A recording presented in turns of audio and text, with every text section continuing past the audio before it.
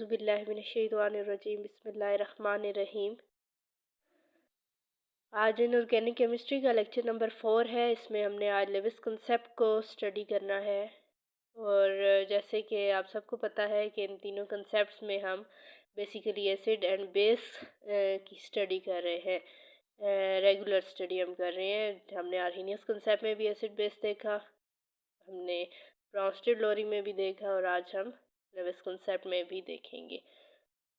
और शुरू में मैं आपको डेफिनेशन चूँकि रिवाइज करवाती हूँ, तो आर्हीनियस में एसिड आपको आप एक सोल्यूशन में एसिड डालते थे और वो आपको H पॉजिटिव दे रहा था, जबकि बेस जो थी वो आपको OH नेगेटिव दे रही थी। ब्राउनस्टेड लोरी में एसिड जो था वो प्रोटॉन डोनर था और बेस वही प्रोटॉन अपनी तरफ एक्सेप्ट कर रही थी, खींच रही थी।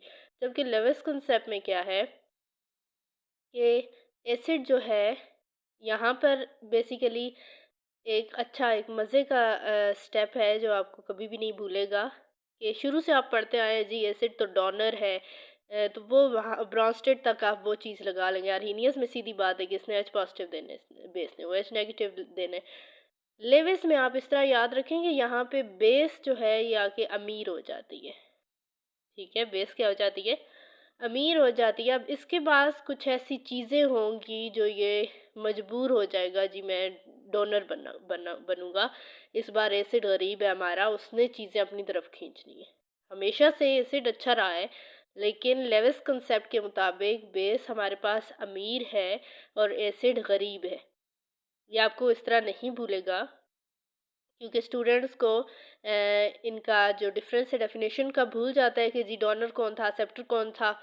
इजी दोनों स्टेप्स थे पिछले। लेविस में आप इसको उलट याद रखें कि जी यहाँ बेस जो है वो अमीर है, इसने ही जो देना है और एसिड यहाँ जस्ट लेने के लिए है, उसके पास कुछ भी नहीं है। अब यहाँ से खुद अंदाज़ा लगा लें, चूँकि बेस हमारे पास डोनर है, इसने कुछ ना कुछ देना है, तो फिर इसके पास ऐसी चीज़ें होनी भी चाहिए ताकि ये कुछ वाकई में दे भी सके। ठीक है।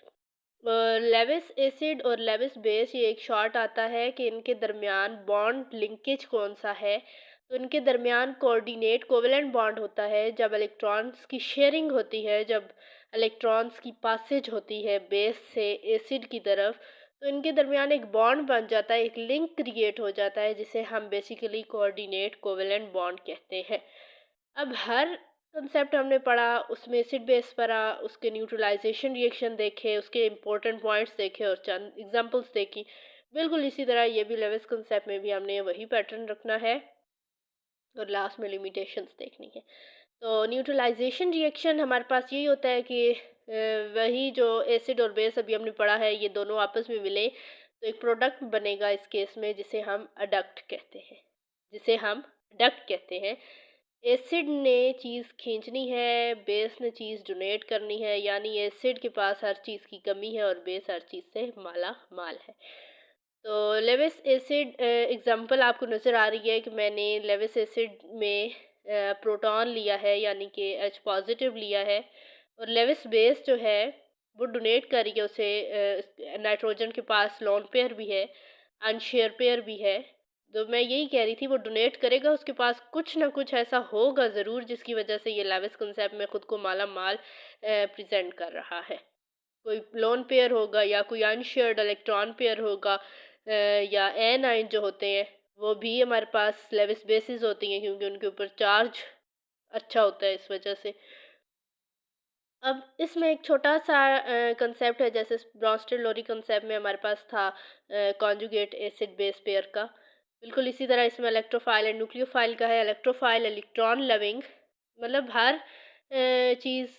हर इंसान की बात की जाए तो वो भी ऐसी चीज़ों को ज़्यादा पसंद कर रहा होता है जो उसके पास नहीं होती। जो हमारे पास चीज़ नहीं होती, हमें उस चीज़ की कदर भी ज़्यादा होती है। ठीक है। तो इसी तरह से लेविस एसिड जो है ये इस वक्त गरीब है, इसको इलेक्ट्रॉन्स पैसा समझ लें।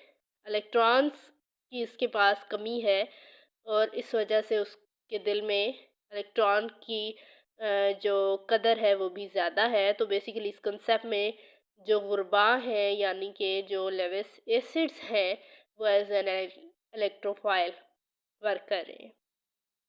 जबकि न्यूक्लियोफाइल में लेविस स्पेसेस आएंगे। ये जनरल सा एक पैटर्न था कि इलेक्ट्रोफाइल क्या होगा और न्यूक्लियोफाइल क्या होगा। असल में ये पिंक मार्कर से लिखा है मैंने, तो शायद नज़र पता नहीं आपको आए ना आए।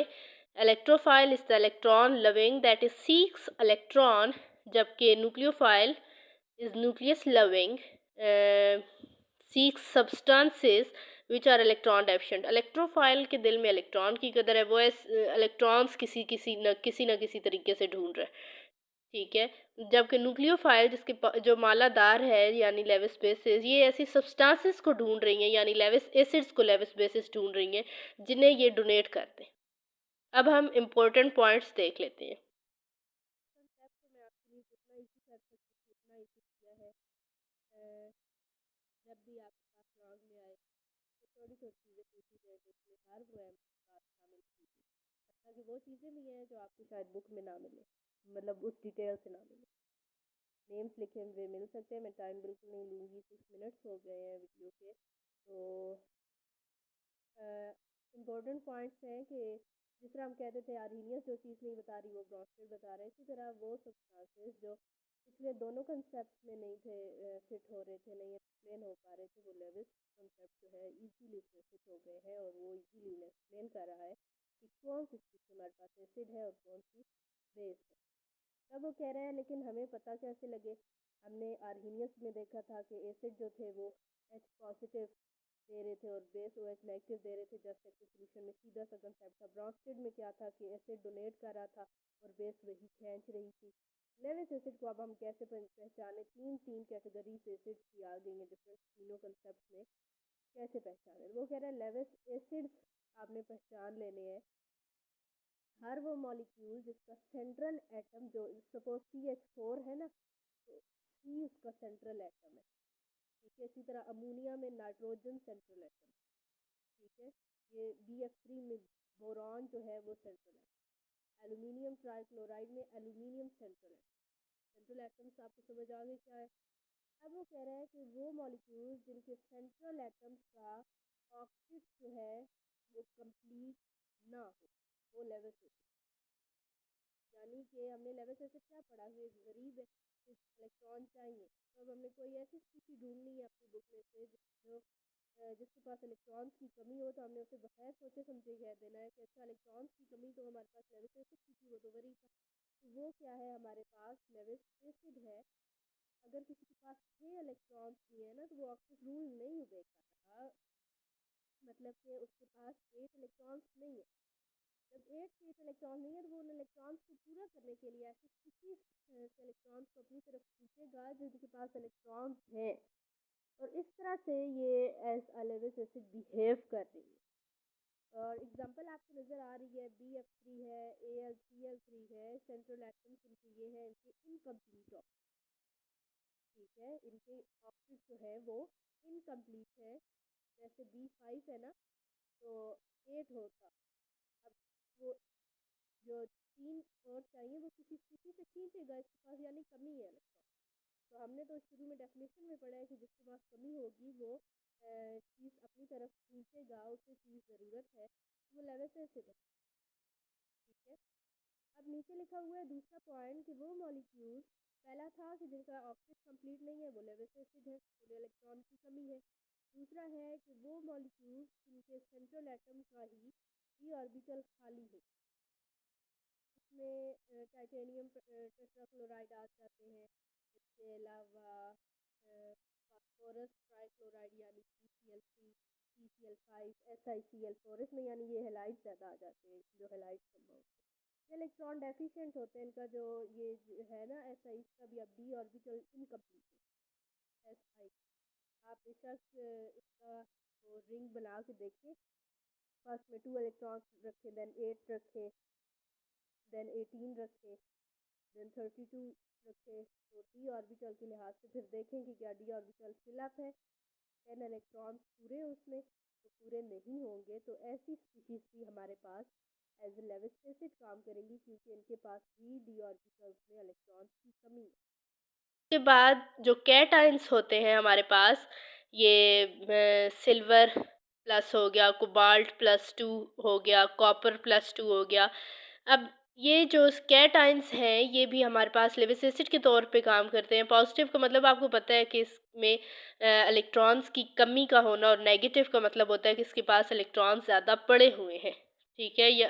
तो यहीं से आप अंदाज़ा लगा लें कि कैटायंस यानी कि इनके पास इलेक्ट्रॉन्स की कमी है, इनके चार्ज पॉजिटिव ये बता रहा है, इनके पास कमी है। तो कमी जिसके पास हो वो लेविस एसिड है।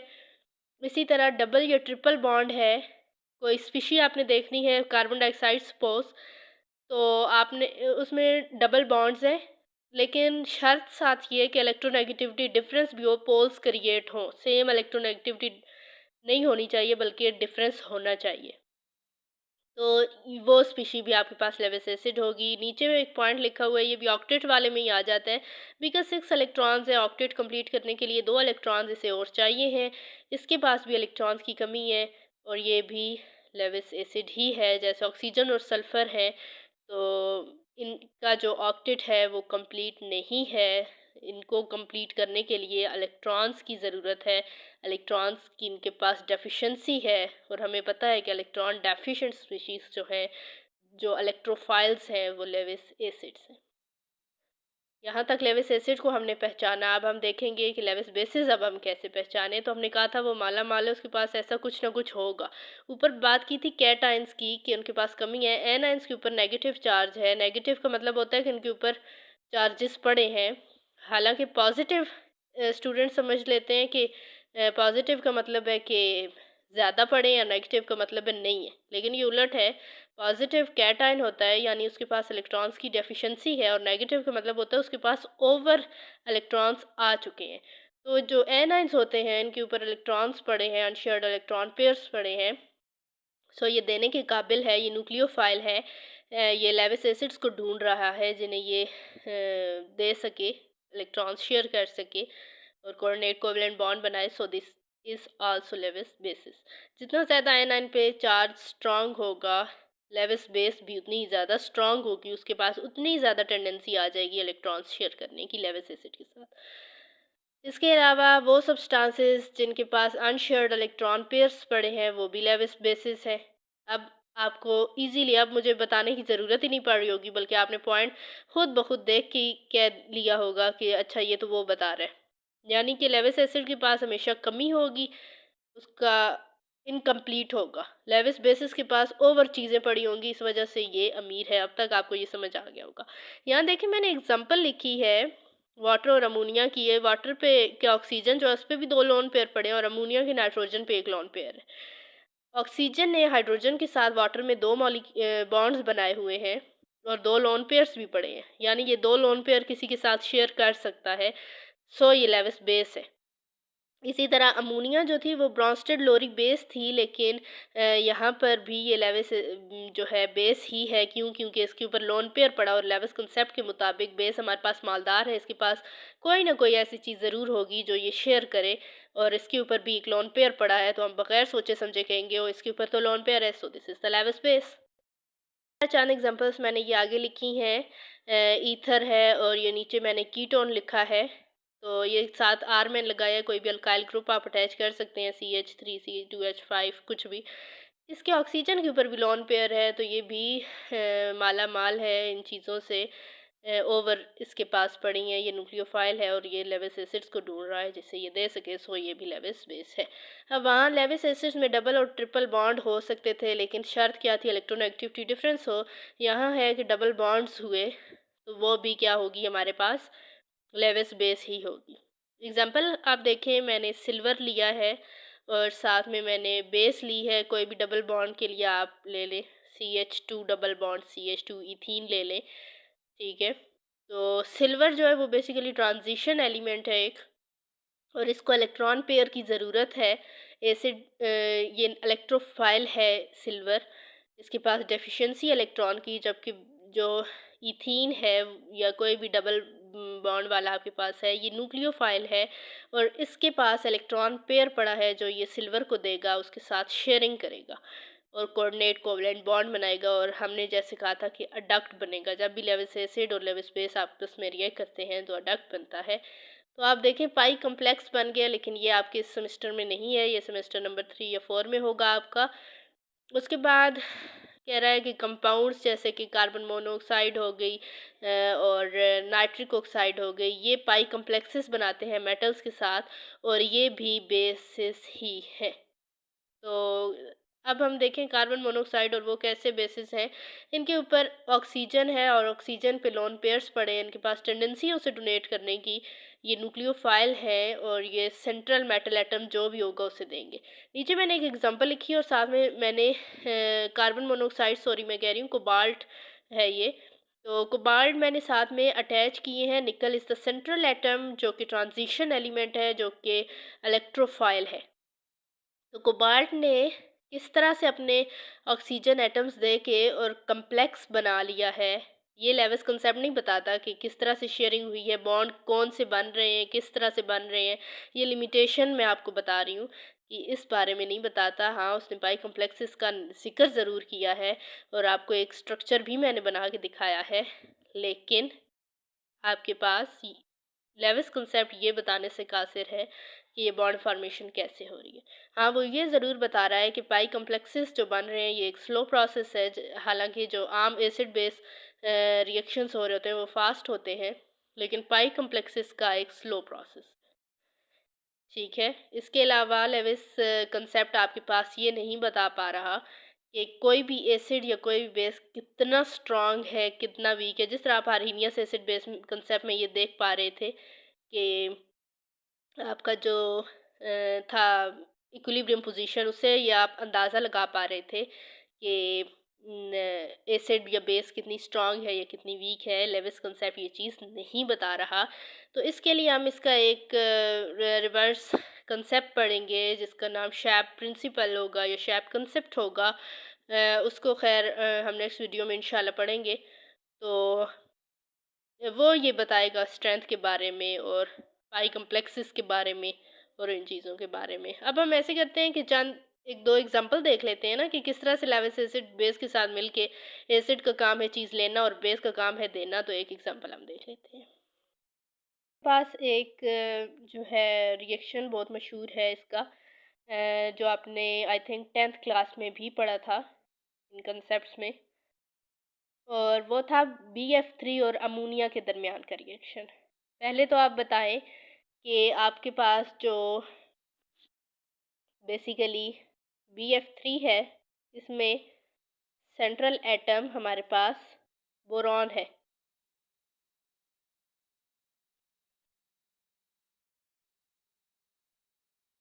ठीक है, और साथ में हमने अमोनिया लेना है।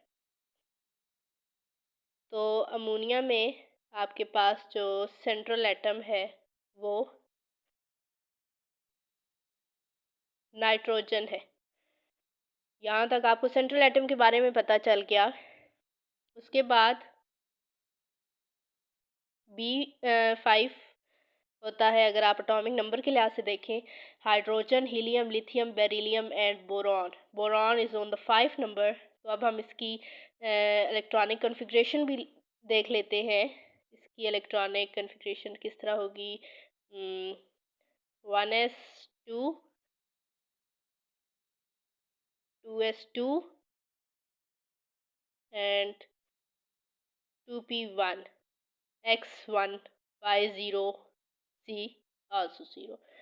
तो आउटर मोस्ट जो वैलेंस शेल है उसमें इसके 3 पड़े हैं।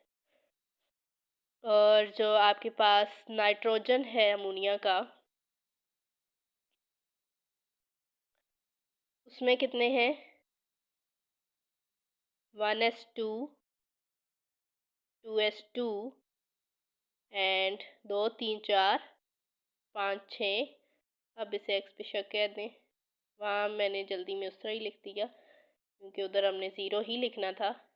तो 2 3 4 5 6 एंड 7, 7 हो गए। तो आउटर मोस्ट में जो है आपके पास कितने हैं, 2 3 4 एंड 5, 5 हैं हमारे इसके आउटर मोस्ट में, और बोरॉन के आउटर मोस्ट वैलेंस शेल में हमारे पास 3 थे। ठीक, और फ्लोरीन का वैसे आपको पता है कि फ्लोरीन तो हमारे पास F9 है और हाइड्रोजन H1 है, 1s1।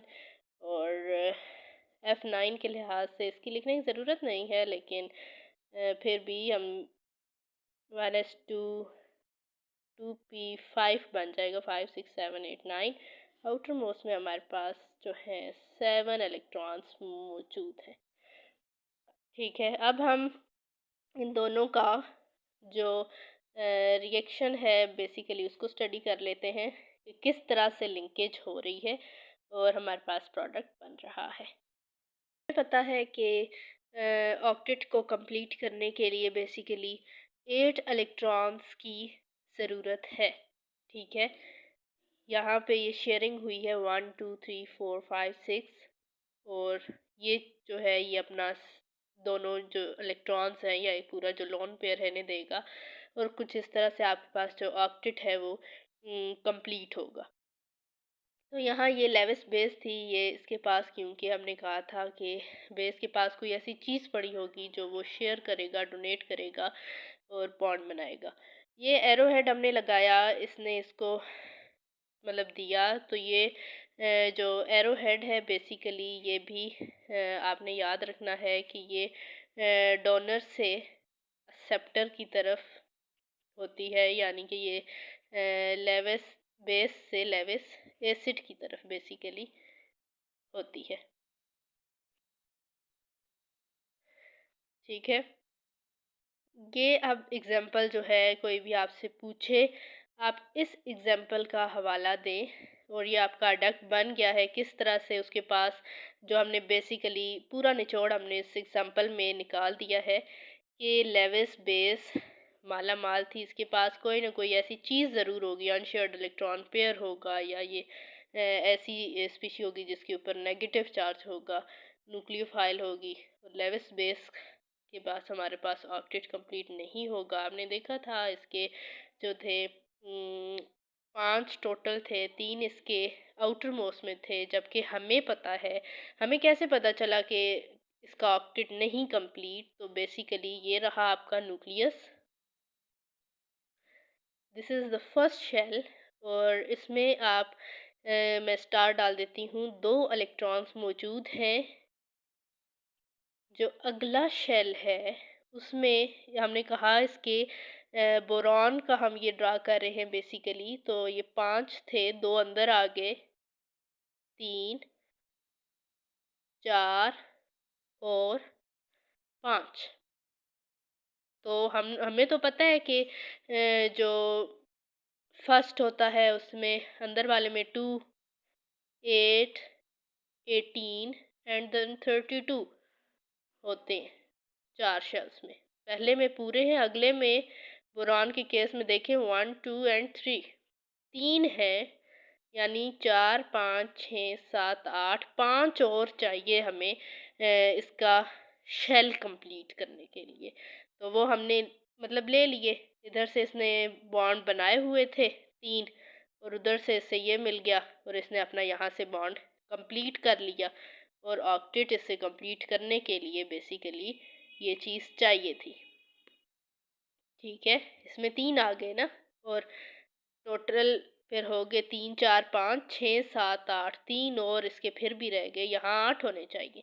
इस तरह से हमें पता चलता है ऑक्टेट कंप्लीट है या नहीं है, बिकॉज यहाँ टोटल 8 इलेक्ट्रॉन्स आने चाहिए थे, लेकिन इस केस में ऐसा नहीं है। ठीक है, तो अगर आपको कोई चीज़ नहीं समझ आई तो उसके बारे में क्वेश्चन आप कर सकते हैं। कोई भी आपको चीज़ नहीं समझ आई तो आज की जो लेक्चर था वो इधर तक ही था। अगर कोई भी आपका क्वेश्चन है तो वो कमेंट सेक्शन में आप कर सकते हैं। अल्लाह हाफ़िज़।